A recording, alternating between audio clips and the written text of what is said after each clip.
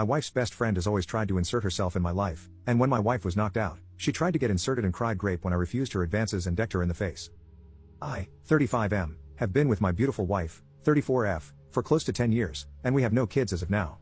My wife's best friend, I'll call her Amy, has been friends with my wife for about 15 years, all throughout college where I originally met my wife. Myself and Amy haven't ever been the best of friends, however, we've been cordial for the sake of my wife.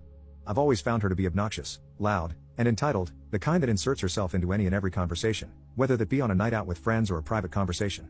For example, my best friend and I were talking about fertility issues in his marriage during a dinner with our longtime friends.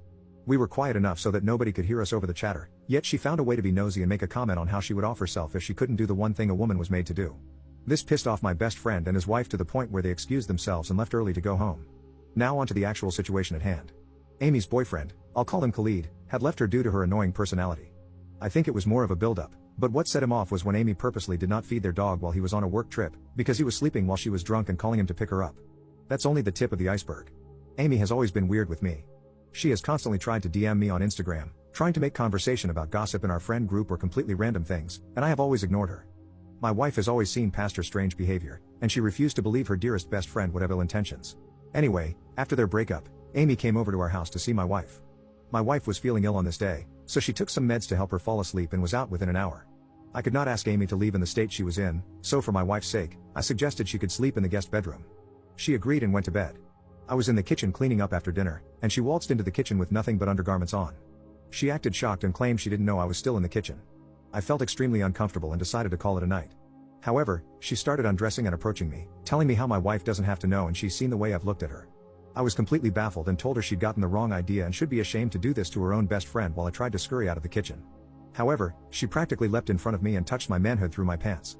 Without a second thought, I hit her. I know I could have easily pushed her, but in the moment, I panicked and punched her in the face.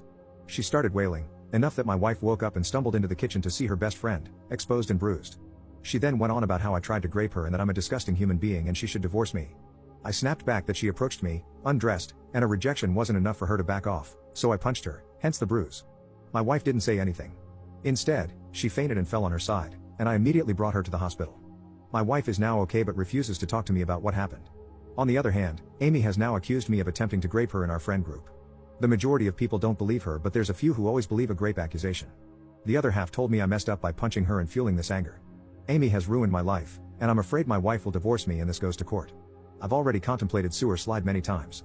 I don't know where to go from here. Edit. My wife was in an abusive household when she was a teenager, and Amy helped her get out of there. She feels like she owes her life to Amy, and they are practically like sisters.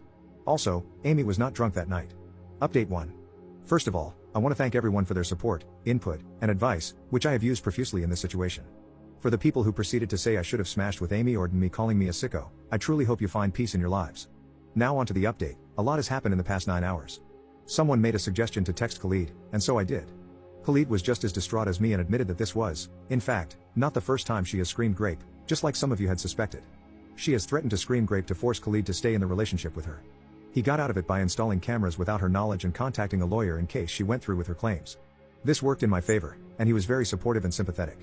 I confronted Amy with all the fallacies in her story and mentioned the existing evidence Khalid still had if she was interested in taking her claims to court. She panicked and told me no, apologized, and said she wasn't in her right mind after the breakup. I got her to admit this in the group chat as I am not interested in false rumors spreading about me in case someone was still unsure of the situation. She shortly left the group chat and has cut off contact with everyone. In other words, she has become unreachable. I explained to my wife what had happened, and she had seen all the messages with her confession anyway.